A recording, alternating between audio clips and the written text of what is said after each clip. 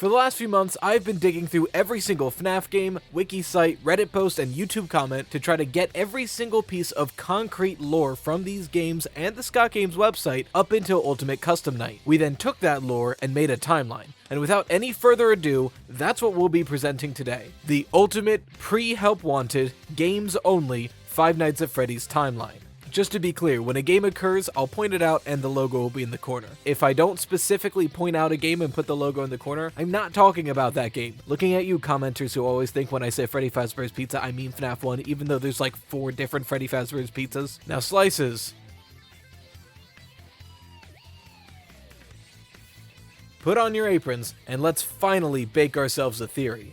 So pop your mixture into the oven, and let's see what kind of horrors rise. We begin with two business moguls, William Afton and someone who goes by the codename HRY223. They each have their own separate ventures, but eventually they collaborate on the restaurant Fredbear's Family Diner, a restaurant with state-of-the-art springlock suits, allowing otherwise robotic performers to be worn by employees to walk around the pizzeria. They can be very dangerous, and if overused or wet, the springlocks inside can snap shut, crushing whoever is inside. The star animatronics at Fredbear's Family Diner was Fredbear and Spring Bonnie, both created by HRY223, and they saw meteoric success. So much so that they eventually created an offshoot restaurant, mostly comprised of the side characters from Fredbear Family Diner. It was called Freddy Fazbear's Pizza, and starred Freddy Fazbear, Chica, Bonnie, and Foxy. William Afton had a sizable family. Himself, presumably a wife we don't see, his youngest son, his oldest son Michael, and his middle daughter Elizabeth.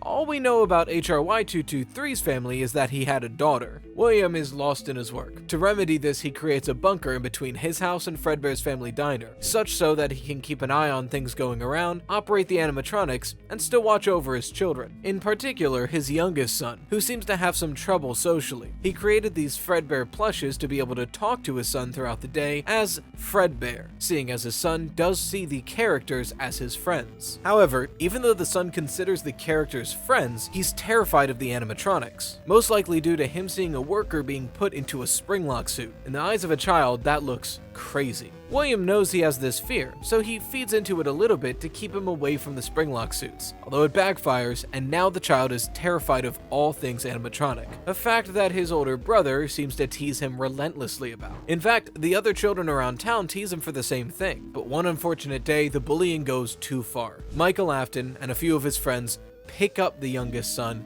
bring him over to the Fredbear animatronic, and place his head in the mouth of it. What began as a mean-spirited tease turned fatal because Fredbear's jaw clamped shut due to either the animatronic programming or the tears causing the springlocks inside to clamp. The youngest son is brought home and put on an IV drip, laying in bed in a coma. Michael apologizes to him while he's in this state. William promises to put him back together, but so far he has no idea how. Fredbear's gets shut down, and the springlock suits are moved to a safe room in the Freddy Fazbear's Pizza location. To prevent more accidents like this, HRY creates the security puppet, something to watch over his daughter specifically, but also just to keep the children safe. The Fredbear's that closed down gets bought up and turned into a bar called Junior's. William begins to drink, falling into a drunken stupor. He starts to lose himself, wants to somehow right the wrongs that were done to his son, and eventually, the youngest son dies. And that sends William over the edge. He wants revenge for his son. But William can't do that so long as the security puppet remains there. He knows that HRY would never take down the security puppet, but in his eyes, this is the second time that HRY has wronged him. First by creating the machine that killed his son, and second by denying him his rightful vengeance. Drunkenly, he drives to the Freddy Fazbear Pizza,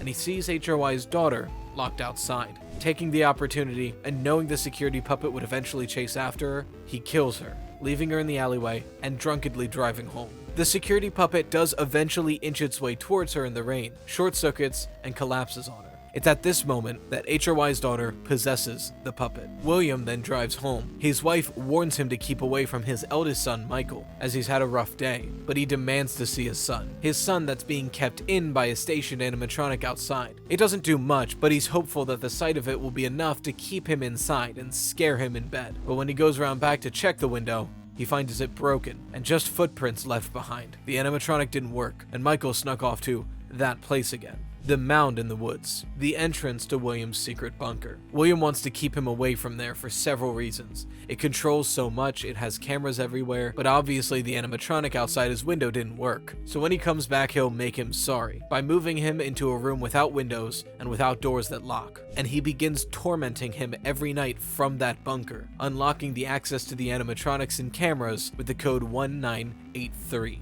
the very year that his youngest son died, partially from the hands of his oldest son. Note, I want to be clear, this isn't the FNAF 4 gameplay. I think William is doing this with the animatronics that he already has. However, these actions do create the FNAF 4 gameplay, because this torment that he puts Michael through gives Michael long-standing nightmares from here on out, where he relives these experiences even when not sleeping there, with nightmarish, illusionary versions of the animatronics that were sent after him. Now, with no obstacles, William takes his revenge. He dons the spring Bonnie suit even though management specifies that it's unsafe, and he begins leading children into the safe room. The first with Susie as she's playing Fruity Maze, and he convinces her that her dog actually isn't dead and that he's in the back room. She was then stuffed into the Chica animatronic. Then, in no knowable order, the same is done to Gabriel into Freddy, Fritz into Foxy, Jeremy into Bonnie, and another unnamed child into the only suit left hanging around, the very same suit that his son was killed by, the Fredbear suit. At this point, the police begin snooping around. 5 children have gone missing.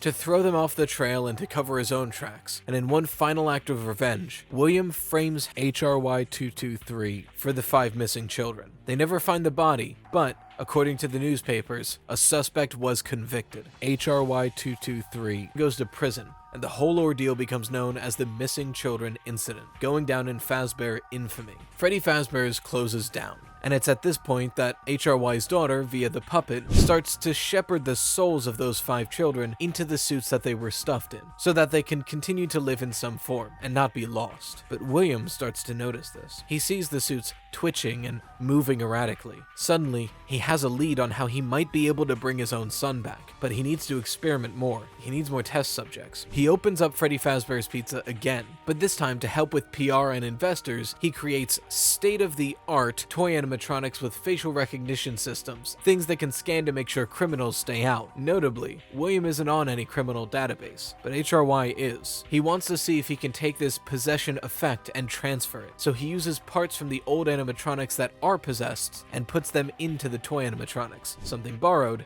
something new. It's a rudimentary form of remnant injection, which we will get into. Attempting to lay low, he gets a job at the pizzeria as a night shift worker, but quickly transfers to the day shift. Here is where the gameplay of FNAF 2 begins, and we see the perspective of a worker recently slotted into William's old position as things start to go wrong. As William continues to tamper with these animatronics, putting more pieces of the old animatronics in them, they become more erratic, more violent. The facial recognition system starts to glitch and not work correctly. Eventually it gets too dangerous for even William, so he puts on the spring Bonnie suit to try to control them. And at that point, they go haywire. The pizzeria has to shut down and an investigation begins. At this point, the heat is too high and William flees. The phone guy warns us, the player, that there's one more scheduled party and asks us to just go to day shift and keep an eye on the animatronics to make sure that they don't hurt anyone. But we can't control anything, and that party results in the Dead Child incident, where the toy animatronics, fully corrupted, lash out, and 5 children die at the pizzeria. It's during this party that the Bite of 87 happens. The FNAF 2 location shuts down, the toy animatronics are scrapped, but the old ones are held onto. As tragic as an event as that was, William learned that he was right. Moving metal that has soul attached to it into a new piece of machinery transfers the soul with it. He just needed to find out the perfect way to recreate that. If he could do that, he could try to transfer the Fredbear suit that killed his son into something and see if he could recreate his son, finally putting him back together. He creates the fun times to accomplish this goal. They were designed specifically to kidnap children. That way he could get new test subjects to recreate the missing child incident and then try to transfer one fun time to another. But before he could ever truly test that out, the worst possible outcome occurred. During one of the test performances right before the restaurant opened up for real, his own daughter Elizabeth snuck off and got alone with Circus Baby. Circus Baby went to kidnap her, but something went wrong and she kills her instead. Elizabeth goes on to possess Circus Baby, and the whole idea is scrapped, the fun times being put in the bunker. But William notices the possession that takes place in Circus Baby. He was right. It's doubled down that he is correct, but he needs test subjects, so he goes to the old scrapped toy animatronics that have part of the original Missing Child incident souls in them and melts them down into as much metal as he can. He calls that substance Remnant, a mixture of a silvery, liquidish metal and soul. He then injects it into the 3 remaining Fun Times, trying to get some kind of a reaction, and he does, but they're violent and erratic. He took the parts of 5 souls out from where they were into new things, melted those down into one conglomerate, and split it up. That doesn't work. And he knows that now, after using his new invention, the scooper, to inject that remnant into the animatronics. At this point, he needs to just try again.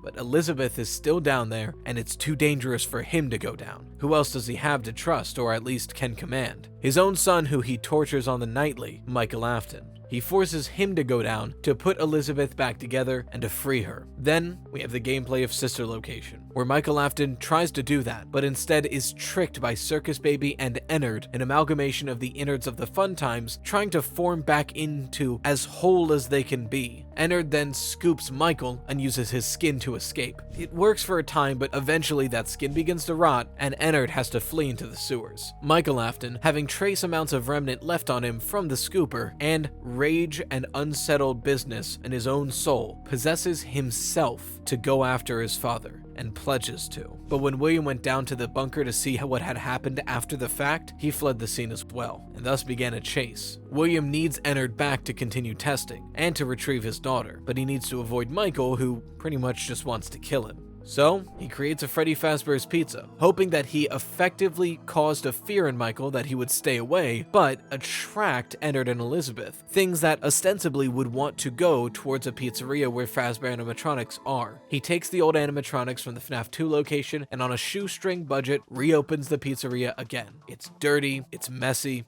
it's disgusting, frankly, but it's just enough to have the idea of a pizzeria. And he does attract some pretty big players in this plot, but not the ones that he wanted to. Michael Afton comes looking for him, and that marionette possessed by HRY's daughter comes to check as well. The puppet checks on the souls of the old animatronics to see if all is still well, and Michael is just trying to survive and hoping eventually his father might show up. This is the gameplay of FNAF 1. But when William realizes who he has attracted, he shuts down the restaurant and hopes that they leave. And when they eventually do, he goes to just take apart the old animatronics to get as much remnant out of them as he can. But once he takes them apart, the spirits corner him in a back room, and William, in a fit of desperation, puts on the old Spring Bonnie suit to try to scare them off. The Spring Bonnie suit snaps onto him, crushing him inside and killing him. He then goes on to possess it, but he's stuck back there. And thus begins a bit of a time skip. Now it's during this time that Circus Baby is eventually kicked out of the Ennard conglomerate. They have an argument and decide that she doesn't belong. So now, Molten Freddy and Scrap Baby are roaming the sewers instead. These disparate pieces wander for at least 30 years or so, until eventually, Phone Dude opens up a new attraction that suddenly piques some interests. A haunted house based around the Fazbear franchise, using as many authentic pieces as Phone Dude can find. Michael goes right away in the hopes that he can finally find his father, and lo and behold, on night 2, Phone Dude brings back the big one. A springlock suit found in the back of a restaurant that he just puts up in the attraction. Somehow, not noticing that there's a corpse inside. William Afton's corpse. Thus begins the gameplay of FNAF 3. And once Michael is sure that it is actually his father, William Afton, he sets the entire place ablaze, trying to burn it all down once and for all. He can't check the wreckage without arousing suspicion, but he hopes that his plan worked. But it didn't, and the remaining pieces are sold at auction. It's around this time that HRY223 is released from prison. It's been about 30 or so years, so a life sentence would have run up at this point. He knew something was going on due to newspaper articles he could read in prison, so he goes to the sister location bunker that William always used, and in it, he finds the blueprints for the scooper and other experiments, and logs and notes on exactly what William has been up to. Enough is enough. HRY needs to put an end to all of this. He buys up the old closed-down Freddy Fazbear's Pizza and creates the perfect trap. Something that combined what William tried and what Michael tried. A perfect replica of a pizzeria. The gameplay of Freddy Fazbear Pizzeria Simulator. A metal labyrinth of pizza smells and children's screams. Something that should attract any wandering animatronic. Michael, seeing that Freddy Fazbear's Pizza opens up again, goes to check it out and becomes the volunteer. Someone to help gather the animatronics, put them all in one place, and continue with HRY's plan. HRY intended this to just be some random person off the street, but once he notices that it is a dead but not dead Michael, he assumes that Michael wants to stay as well. Once what had become of Ennard, Molten Freddy, Circus Baby, Scrap Baby, William Afton, Scrap Trap, and his own daughter, the puppet now contained within Lefty, HRY burns him, them, and Michael all to the ground, finally releasing what spirits were still stuck on Earth. But it's not quite that simple. HRY's plan used a blueprint that mentioned that heat could nullify the effects, but it didn't. It just loosened the chain. Those spirits were still stuck there and needed help passing on. HRY's daughter notices this as she has been shepherding souls this whole time. She then creates FNAF World to try and facilitate the passing on of these souls, but she needs help. William Afton's soul is there and as angry as ever. As she says in Ultimate Custom Night, I don't hate you, but you need to stay out of my way. So the other strongest soul present, Michael, takes up the job. He tortures his father just as his father had tortured him in life, sending animatronic after animatronic after him, ripping him apart in any way he can, reminding him that by sending Michael into the sister location bunker, he may as well have killed him himself, and Michael is not the one he should have killed. And then Michael spends the foreseeable eternity tormenting William, reminding him of his worst moments in life and his worst mistakes. And that's it.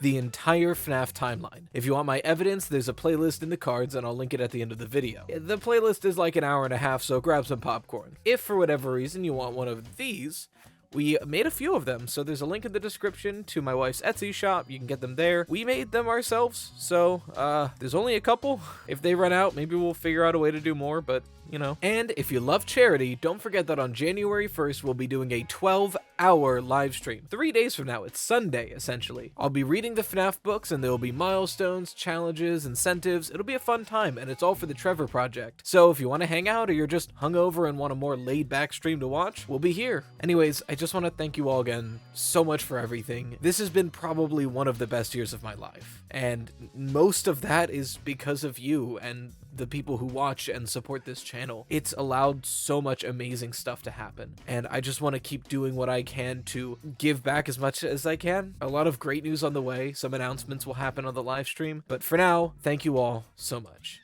And an extra thank you to the wonderful patrons, the Toasted Slices of the channel, Emberisk, Zenith, Raven Eris, Charlie Bean, Lovey Puppy, Stormachow, Just BKZ, Chickpea, Lola Fembo, The Viper 26, Lehan, and 4UN1 Heart. And until next time, have a happy new year. And as always, stay toasty.